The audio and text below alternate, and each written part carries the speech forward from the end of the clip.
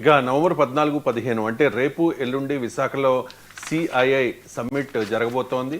So వివిధ దేశాల నుంచి 3,000 మంది వరకు ప్రతినిధులు ఈ సమ్మిట్కి రాబోతూ ఉన్నారు. లక్షల కోట్ల రూపాయల పెట్టుబడులు వస్తాయని కూడా అంచనా వేస్తూ ఉన్నారు. అంటే ఇప్పటికే చూసాం మనం, గూగుల్తో ఏపీ సర్కార్ ఒప్పందం కుదుర్చుకుంది. త్వరలో ఏఐ గూగుల్ హబ్ కూడా విశాఖకు రాబోతోంది. సో ఈ సిఐఐ సమ్మిట్ మీద మీ కామెంట్ ఏంటి? ఎంతవరకు పెట్టుబడులు వచ్చే అవకాశం ఉంది? ఎస్ అండి, కాన్ఫెడరేషన్ ఆఫ్ ఇండియన్ ఇండస్ట్రీ ఒక పార్ట్నర్షిప్ సమ్మిట్. అంటే ఆంధ్రప్రదేశ్ ప్రభుత్వం సిఐఏ కాన్ఫెడరేషన్ ఆఫ్ ఇండియన్ ఇండస్ట్రీతో ఒక అద్భుతమైన పెట్టుబడుల సమావేశం నవంబర్ 14 నుంచి వైజాగ్ వేదికగా జరగబోతుంది. ఇది ఆంధ్రప్రదేశ్ ప్రభుత్వం స్పాన్సర్ చేస్తుంది. నేషనల్ కేంద్ర ప్రభుత్వం ఎన్నో మినిస్ట్రీస్ అక్కడ రాబోతున్నాయి. విదేశాల నుంచి 50 దేశాల పైగా ప్రతినిధులు అక్కడ రాబోతున్నారు. 500 బిజినెస్ టు బిజినెస్ నెగోషియేషన్ జరగబోతున్నాయి. తర్వాత గవర్నమెంట్ బిజినెస్ సమావేశాలు జరగబోతున్నాయి. అదేవిధంగా గల్ఫ్ ప్రాంతం నుంచి America, Europe, Australia, New Zealand, Singapore, Japan, south Korea, China లాంటి ఎన్నో దేశాల నుంచి, డజన్ల కొద్దీ దేశాల నుంచి పెట్టుబడిదారులు ఇక్కడికి రాబోతున్నారు. దీంతోపాటు ఇండియాలో కూడా the biggest Indian companies, automobile companies, తర్వాత కృత్రిమ మేధకు సంబంధించిన companies, port based companies, infrastructure అని, ఆతిథ్యం, టూరిజం అని, తర్వాత ఎన్నో షాపింగ్ మాల్స్ అని, ఇలా ఎన్నో ఇండస్ట్రీస్, ముఖ్యంగా ఇండస్ట్రీ 4.0 దానికి సంబంధించి ఇవన్నీ కూడా కంపెనీస్ ఇక్కడికి రాబోతున్నాయి.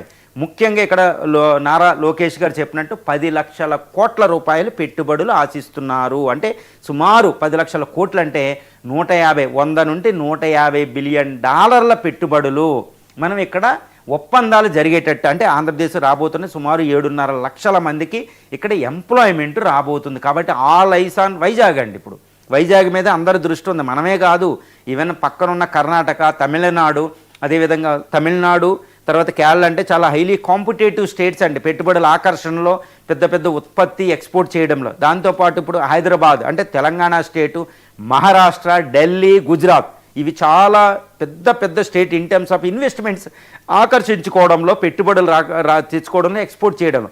ఆ స్టేట్లే గుబేలమంటున్నాయి, ఆ స్టేట్లు గుండెల్లోనే గుబేలమంటున్నాయి. ఎందుకంటే ఆంధ్రప్రదేశ్ని అదే స్థాయికి తీసుకెళ్ళి మళ్ళా ప్రోగ్రెసివ్ స్టేట్ చేయడం. అంటే 2014 ముందు ఆంధ్రప్రదేశ్ ఆ స్టేట్ అన్నిటితో పోటీ పడేది. కానీ విభజన తర్వాత అది ఆ స్థానాన్ని పోగొట్టుకుంది. మళ్ళా 1,60,000 చదరపు స్క్వేర్ కిలోమీటర్ ఏరియాతో 1,150 కిలోమీటర్ల కోస్ట్ లైన్తో, ఎన్నో పోర్ట్లు, ఎన్నో huge resources, mineral resources, almost rare earth మినరల్స్లోనే 15 rare earth, thorium resources, world's largest thorium resources అక్కడ పెట్టుకుంది. రత్నగర్భలు అంటే మినరల్ వెల్త్ రాయలసీమ కోస్టల్ ప్రాంతాల్లో.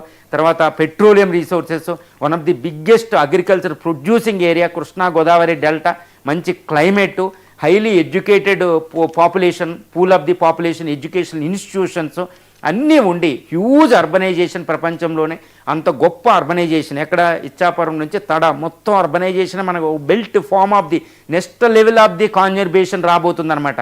అంతటి గొప్ప రీసోర్సెస్ పెట్టుకుని పేదరికంలో అంటే ఈ స్టేట్లతో పోటీ పడలేని తత్వం అనమాట. అంటే ఏంటి, నాయకత్వం పట్టమే ఇంపార్టెంట్ అంటారు. ఇప్పుడు సిఐఏ పార్ట్నర్షిప్ సమావేశానికి ఒక బిగ్ బ్రాండే ఆంధ్రప్రదేశ్ ప్రభుత్వం ఇవ్వగలిగింది. కాబట్టి 10 లక్షల కోట్లు కాదు, ఇంకా ఎక్కువ వచ్చే అవకాశం ఉంది. ఇప్పుడు నారా లోకేష్ గారు అంటున్నారు, వచ్చే 5 సంవత్సరాలు మా entire target $1 trillion investment. It's amazing అనమాట. నేను చెప్పాలంటే ఇది ఊహకందని ఒక అద్భుతమైన లక్ష్యం, అద్భుతమైన యాంబిషన్తో, అద్భుతమైన లక్ష్యం. అంటే ఎంత పొగిడినా తక్కువే. రాజకీయాలకు అతీతంగా నేను ఇక్కడ మాట్లాడే మాట అండి. ఎందుకంటే $1 ట్రిలియన్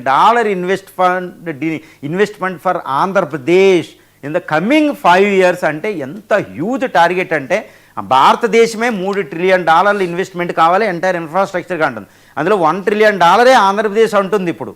అంటే $1 ట్రిలియన్ ఇన్వెస్ట్మెంట్ రావడం అంటే అసలు ఎంత అంటే సుమారు 50 నుంచి 60 లక్షల మందికి ఉపాధి లభిస్తుంది.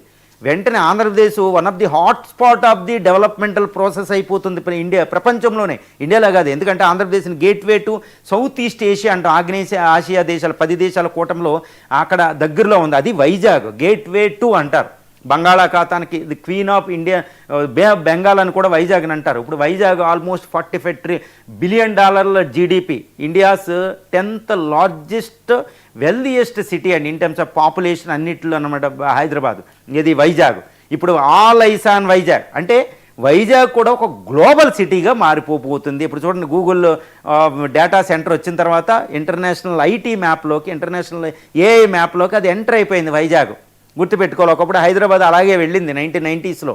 ఇప్పుడు వైజాగ్ అది వచ్చింది. అంటే ఈ పార్ట్నర్షిప్ సమ్మిట్ సక్సెస్ అవుతే వెంటనే వైజాగ్ అనేది ఇంటర్నేషనల్ గ్లోబల్ సిటీ మ్యాప్లోకి వెళ్ళిపోతుంది. ఇప్పటికే హైదరాబాద్, బెంగళూరు, ఢిల్లీ, ముంబై ఈ fastest growing top 10 cities of the earth అండి.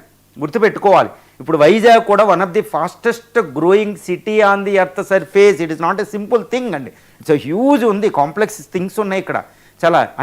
చాలా జాగ్రత్తగా ఆంధ్రప్రదేశ్ ప్రభుత్వం చాలా జాగ్రత్తగా స్టెప్లు వేస్తుంది. ఈ సంక్లిష్టంగా ఉంటాయి, అన్నీ చెప్పలేరు. కానీ చంద్రబాబు నాయుడు అంటే ఎకనామిక్ రిఫార్మ్స్కి ఎలా ఉంటాడో తెలుసు కాబట్టి ఈ బ్రాండింగ్ అనేది చాలా కష్టపడుతున్నారు. అందరూ అంటారు సింగపూర్ ఎందుకు, ఈ గల్ఫ్ కంట్రీస్ ఎందుకు, జపాన్ ఎందుకంటే ఎంతో వర్క్ జరిగింది. అంటే ఈ పార్ట్నర్షిప్ సమ్మిట్, వైజాగ్ సమ్మిట్ కోసం ఎంతో వర్క్ జరిగింది. కేంద్ర ప్రభుత్వాన్ని అక్కడ కీలక పాత్ర పోషిస్తున్నారు కాబట్టి దాన్ని ఉపయోగిస్తున్నారు, మినిస్ట్రీస్ని ఉపయోగిస్తున్నారు, వివిధ మంత్రిత్వ శాఖల్ని, ఎంతో పెట్టుబడిదారులని, డొమెస్టిక్ ఇంటర్నేషనల్ పెట్టుబడిదారులు.